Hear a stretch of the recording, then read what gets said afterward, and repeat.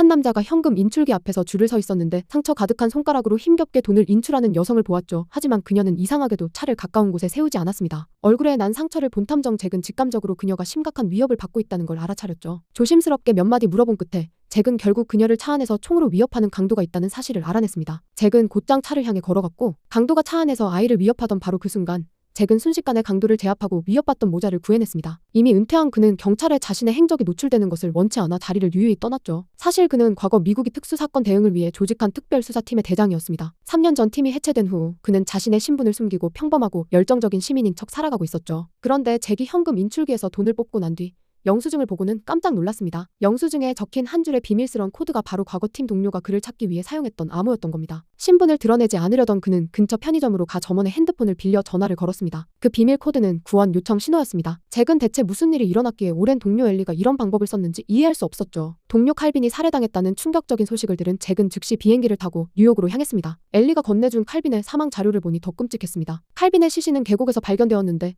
몸에는 10곳이 넘는 골절상이 있었습니다. 이는 그가 비행기에서 누군가에게 내던져졌을 가능성을 암시했습니다. 자료를 꼼꼼히 살펴본 잭은 더욱 잔혹한 결론을 내렸습니다. 칼빈의 위에는 점액만 있고 수분이 전혀 없어 그가 죽기 전 단식 고문을 당했음을 알 수 있었죠. 범인은 분명 그의 입에서 어떤 정보를 얻어내려 했던 것입니다. 두 사람은 즉시 칼빈의 집으로 단서를 찾으러 갔습니다. 하지만 그들이 모르는 사이 레스토랑 밖에서는 이미 누군가 그들을 감시하고 있었죠. 칼빈의 집에 도착했을 때 집안은 이미 엉망진창이었습니다. 범인의 목표는 분명 어떤 물건이었고 그 물건은 작고 숨기기 쉬운 것이 틀림없었습니다. 왜냐하면 범인은 책상 다리까지 뜯어내 속이 빈지 확인했을 정도였기 때문이었죠. 잭은 상대가 원하는 물건을 찾지 못했다고 날카롭게 분석했습니다. 유리창이 전화기로 부서진 것은 물건을 찾지 못한 범인이 분노를 표출한 흔적이었습니다. 그렇다면 칼빈은 대체 그 물건을 어디에 숨겼을까? 잭이 뒤를 돌아보니 집 맞은편에 우체국 서비스 센터가 눈에 들어왔습니다. 가장 위험하면서도 가장 안전한 장소라 생각했죠. 칼빈의 사서함 열쇠를 이용해 그들은 수많은 문서를 꺼냈습니다. 평범한 청구서 외에 특별한 USB가 눈에 띄었습니다. 칼빈이 발견한 비밀이 그 안에 숨겨져 있는 게 분명했죠. 하지만 USB 속 내용은 혼란스러웠습니다. 그저 긴 이름 목록이 적혀있을 뿐이었는데